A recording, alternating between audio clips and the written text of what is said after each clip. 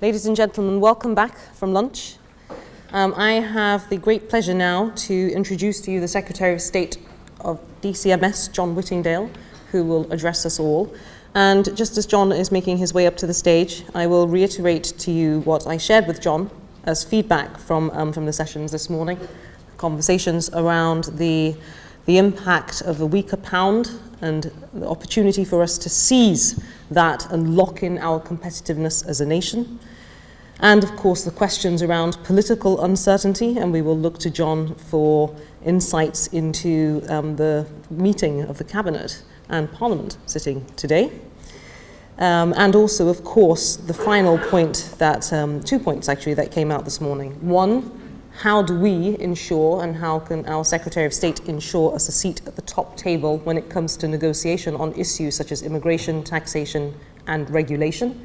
And then finally, how, as Sir Howard Bernstein put it, do we behave well in order to damage control any reputational impact to our hospitable, welcoming reputation as a fantastic tourism destination worldwide. So on those notes, Secretary of State, the stage is yours. Thank you.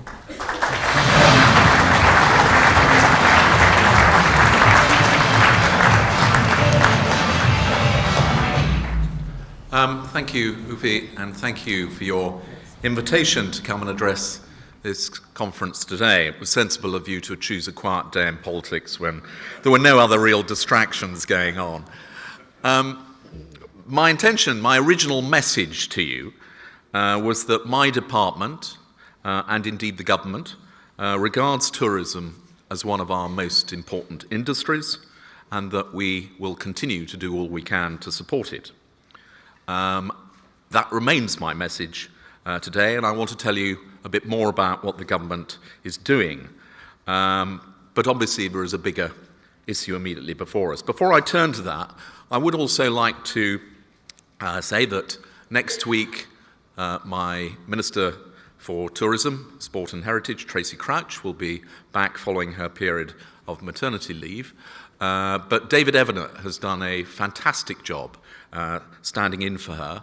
And David, I know, has really enjoyed the tourism aspects of the brief. He's been going around the country visiting a lot of tourist businesses, and I think he is going to continue to take a close interest. So I can tell you, you are well represented in government, and I'm sure that that will continue.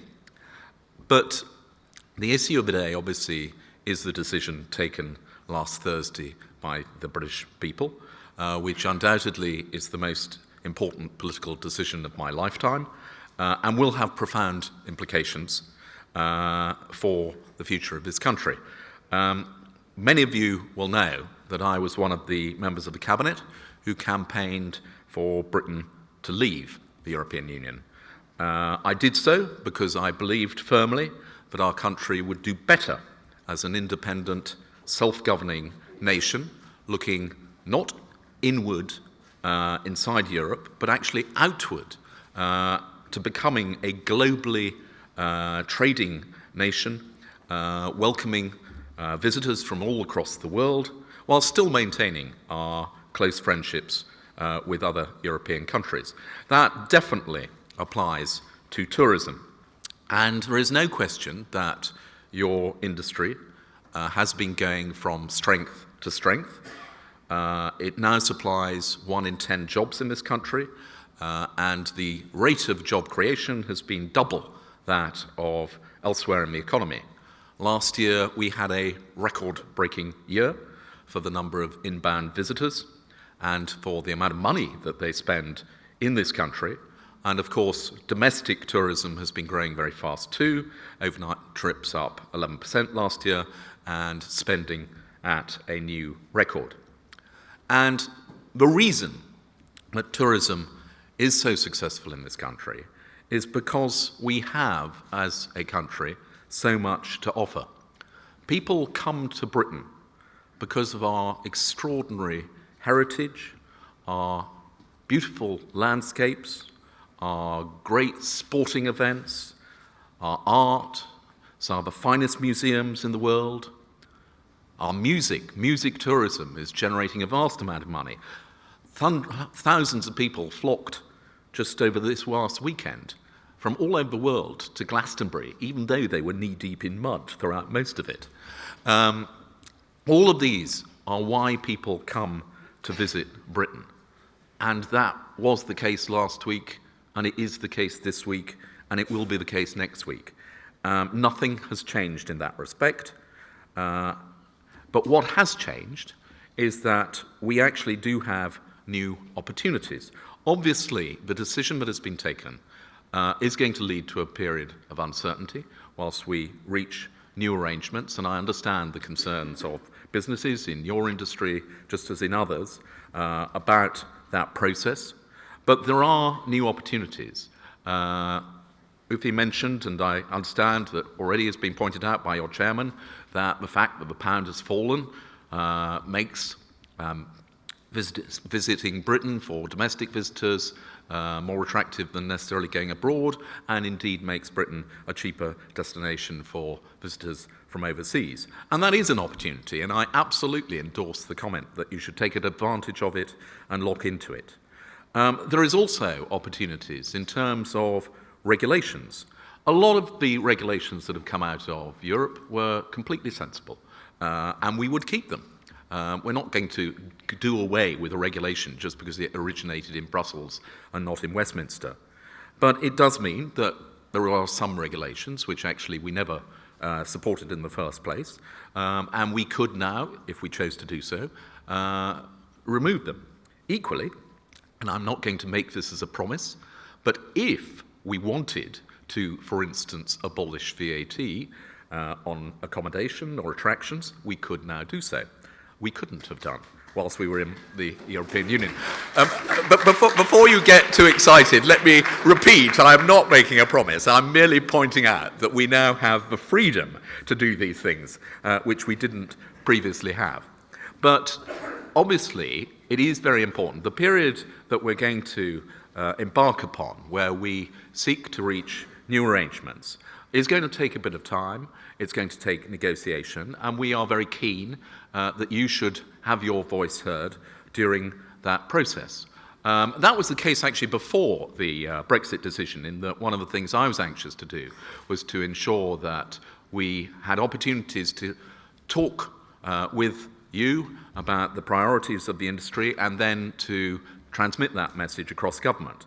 So that's why we strengthened the Tourism Industry Council, co-chaired by Simon Vincent, with the Minister for Tourism. And of course the BHA sits on that, and we've set up the Business Events Committee under Nick Dubois, and all of that feeds into the Tourism Interministerial Group, which was created.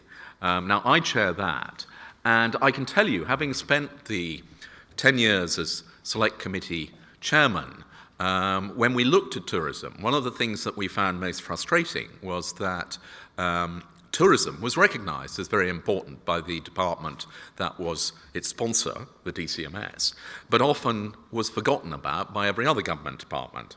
Now, I know, for instance, that concern has been expressed about employment legislation, and you felt that your voice wasn't sufficiently heard in debates about that. The purpose of the Tourism Interministerial Group is that it has on it a minister from the Treasury, it has a minister from the Home Office, it has a minister from the Department of Environment, a minister from the Department of Communities and Local Government, a minister from the Business Department, and a minister from the Department of Transport.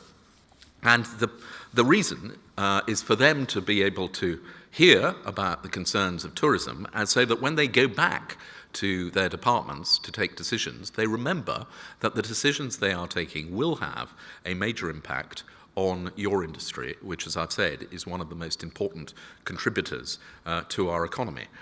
So what I would like to do is, in the course of the next maybe a year or more, where we are having these discussions, obviously the discussions will be undertaken by representatives of the government, but they will be talking to ministers across government, and through that process and through the Interministerial Group and the Tourism Industry Council, I want you to have the maximum opportunity to make clear to us what your priorities are, and we will obviously try and deliver those for you.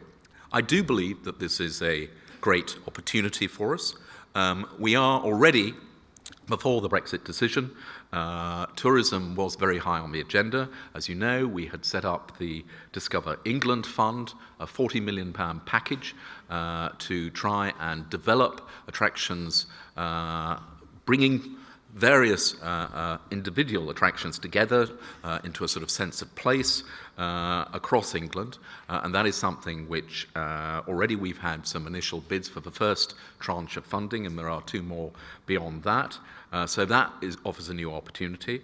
And the Great campaign has been extraordinarily effective as a marketing tool to raise the profile of Britain in all sorts of different ways. Last month, I was in China to attend the first World Conference on Tourism for Development. China is just one example of where the real opportunities lie. I also met with the minister at the China National Tourism Administration, and we discussed how we could encourage Chinese visitors and make it easier for them to come to the UK. I also, with Christopher Rodriguez, attended the signing of the Memorandum of Understanding with Hainan Airlines Group, so that Chinese airline is now flying flights from Beijing to Manchester. And I visited the Visa Application Centre, where the visa applications are processed, and since my visit, another 3 have opened, and we are now offering multi-entry visas. All of that perhaps explains why Chinese tourism in the UK increased by 46% last year. Indeed, every meeting I had with a Chinese minister, I think at my first meeting it was 400 visitors to the UK, and it was extraordinary. Every time I had a meeting, the figure seemed to go up. I think we were about 600,000 by the end of my visit. I don't know what the exact figure is. I can tell you that it is rising very rapidly, and that there is a huge potential for more. Equally, earlier than that, I was in America at the end of last year, where we launched the OMGB campaign in New York, and that too is a huge opportunity. Visit Britain is doing a great deal around the world to market Britain, and I'd like to pay tribute to Christopher Rodriguez for the work he has done as chairman of Visit Britain. As many of you will know, but he's now moving on to actually a closely related role as chairman of the British Council, promoting British culture around the world, and also to Lady Penny Cobham for the work that she has done at Visit England. So this is a time of change coming up, but it is also one of great opportunity. That is not to say that we do not recognise there are still great challenges facing your industry. It is today the first anniversary of the attack at Sousse in Tunisia, which sadly led to loss of life and perhaps highlighted the challenge that terrorism faces us as a nation, and obviously is a concern particularly affecting your industry. These are dangerous times, but that is not to say that it should impact on your industry. We will obviously work closely with you. We work with the Home Office to keep this country secure and safe, but I would hope that it will not deter visitors, and obviously we will do everything we can to ensure that people feel safe and confident in coming to this country and indeed visiting other countries overseas. And then there, as I say, there is the challenge of our new position in Europe. But my message really this afternoon is that we will continue to welcome visitors from Europe into this country, just as we in Britain will continue to go and visit the other countries of Europe. But there are also huge opportunities beyond that in countries like America and China and India and across the globe. And we will be working with you very closely to maintain tourism as one of our most important industries in this country and to grow it still further. Thank you.